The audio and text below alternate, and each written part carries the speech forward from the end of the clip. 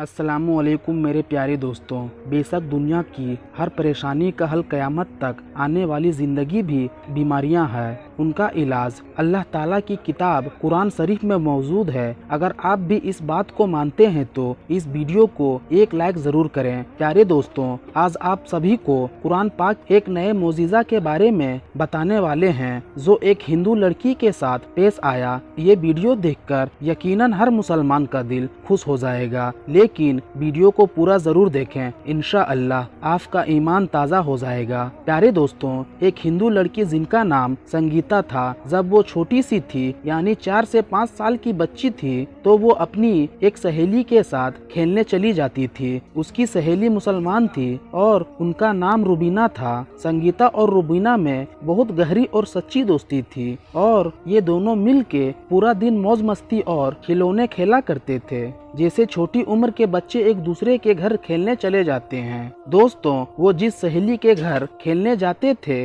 वो रुबीना थी और मुसलमान थी, और रुबीना की माँ अपने घर में बच्चों को कुरान सिखाती थी और याद करवाती थी। रुबीना थोड़ी देर तक संगीता के साथ खेला करती थी। फिर जब रुबीना की माँ कुरान पाक पढ़ने के लिए रुबीना को बुला लेती थी तो संगीता जो एक हिंदू थी, उसका भी दिल चाहता था कि मैं भी घर नहीं जाऊं, और फिर संगीता रुबीना के साथ कुरान पढ़ने बैठ जाती थी। दोस्तों, ये हिंदू लड़की थी, इसने कायदा भी पढ़ लिया था और कुरान पाक भी अपनी मुसलमान सहेली के साथ पढ़ना शुरू कर दिया था। माँ बाप को कुछ खबर नहीं थी। जब मुसलमान लड़की ने यानी रुबीना ने कुरान पाक पढ़ना मुकम्मल किया तो संगीता ने भी कुरान पाक मुकम्मल पढ़ लिया। उनके बाद वो हिंदू लड़की जवान हो गई और उनके माँ बाप ने इसकी शादी हिंदुओं में से एक नौजवान से तय कर दी जो बहुत कट्टर था, बहुत सख्त हिंदू था। वो मुसलमानों का नाम तक सुनना पसंद नहीं करता था।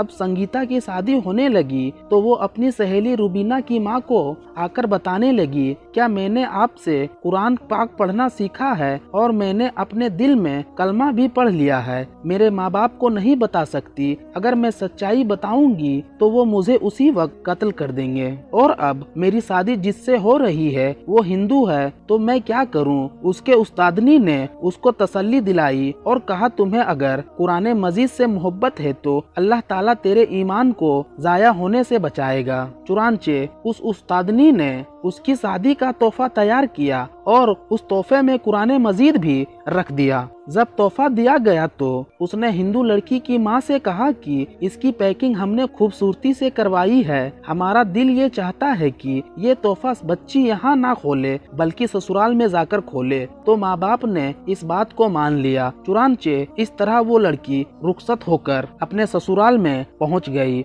और उसके साथ साथ कुरान पाक भी उसके घर पहुँच गया। लड़की ने वहां जाकर कहीं सामान में छुपा दिया। अब उसका शोहर जब ऑफिस चला जाता तो वो घर पर अकेली होती और कुरान को निकालकर वो रोजाना पढ़ती और शोहर के आने से पहले पहले उसको छुपा कर रख देती। कई साल उसने इसी तरह से गुजार दिए, यहाँ तक कि वो प्रेग्नेंट हो गई। अब वो सोचती है कि मैंने अपने ईमान को छुपाया है, शोहर घर पर नहीं होता तो कुरान पाक पढ़ लेती हूँ, अगर मेरा बच्चा पैदा हुआ तो मेरे बच्चे के ईमान का क्या होगा। और वो दुआएं मांगती थी कि या अल्लाह ऐसी कोई तरतीब बना दे कि मैं अपने बच्चों को कलमा पढ़ाऊं और वो मुसलमान बन जाए। उसे कोई सूरत नजर नहीं आ रही थी। दोस्तों, अल्लाह की शान देखिए कि एक दिन उसके शोहर को तकलीफ हो रही थी और उसने टेस्ट करवाए तो रिपोर्ट में ये बात सामने आई कि उसे कैंसर की बीमारी है। शोहर बड़ा हैरान और परेशान घर आया, अपनी बीवी को देखकर रोने लगा।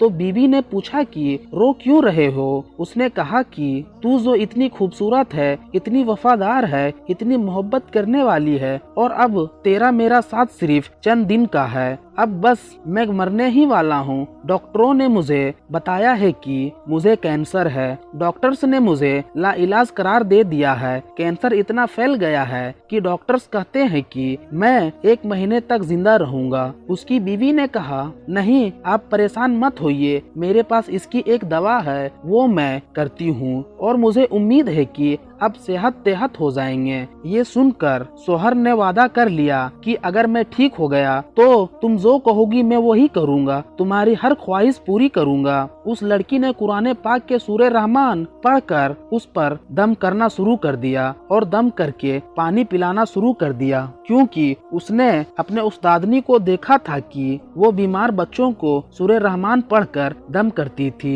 सोहर ने पूछा, तुम ये क्या कर रही हो? तो वो कहती है, मैं तुम्हारा इलाज कर रही हूँ। तुम्हारा मेरा वादा है कि अगर तुम सेहतमंद हो जाओगे तो बस मेरी बात मानोगे। तो सोहर ने आगे पूछना मुनासिब नहीं समझा कि तुम क्या करती हो और क्या नहीं करती हो। दोस्तों, अल्लाह की शान देखिए कि 1 महीने में वो लड़की सूरे रहमान पढ़कर दम करती रही। फिर 1 महीने के बाद जब उनका टेस्ट करवाया तो डॉक्टर्स ने कहा कि तुम्हें तो कभी जिंदगी में कैंसर था ही नहीं, कैंसर का नामो निशान तक तुम्हारे जिस्म में मौजूद नहीं है। डॉक्टर्स ने कहा कि 1 महीने पहले तुम्हारे रिपोर्ट में कैंसर मौजूद था और अब ताज्जुब की बात है कि अब कैंसर बिल्कुल खत्म हो चुका है, जैसे कि पहले कभी था ही नहीं। प्यारे दोस्तों, अल्लाह ने उसे सेहत अता कर दी। जब रिपोर्ट बिल्कुल क्लियर आ गई तो सोहर ने खुश होकर बीवी से कहा कि मैं अपना वादा पूरा करना चाहता हूँ, मांगो तुम क्या मांगना चाहती हो। उसने कहा कि आप सिर्फ कलमा पढ़कर मुसलमान बन जाओ। सोहर ने पूछा कि तुम ऐसी बातें क्यों कर रही हो? लड़की ने अपनी पूरी स्टोरी सुनाई कि मैं अपनी सहेली के घर जाती थी जो मुसलमान थी और मैंने वहाँ पर कुरान पढ़ना सीखा और मैं दिल से मुसलमान हो चुकी थी, लेकिन जाहिर नहीं किया। और जब आप ऑफिस चले जाते थे तो मैं आपके जाने के बाद कुरान पाक की तिलावत करती थी और मैं दुआ करती थी कि अल्लाह करे आप भी मुसलमान बन जाएं, आपको हिदायत मिले और जो औलाद मुझे होगी वो मुसलमान हो जाए। और अब आप मेरी बात माने और अपना वादा पूरा करें। प्यारे दोस्तों, उस नौजवान ने कलमा पढ़ा और वो भी मुसलमान हो गया। फिर उस औरत के यहाँ बेटा पैदा हुआ, बेटे को भी कलमा सिखाया गया। अब ये मियाँ बीबी बेटा सब मुसलमान हो गए। इनको डर ये था कि अगर हम अपने मुसलमान होने का इजहार कर देंगे तो हमारी बिरादरी वाले हमें जिंदा नहीं छोड़ेंगे। सोहर ने कहा, तुम इसकी फिक्र ना करो, इसका बंदोबस्त मैं करता हूँ। सोहर ने अपने जॉब के लिए सऊदी अरब में अप्लाई कर दिया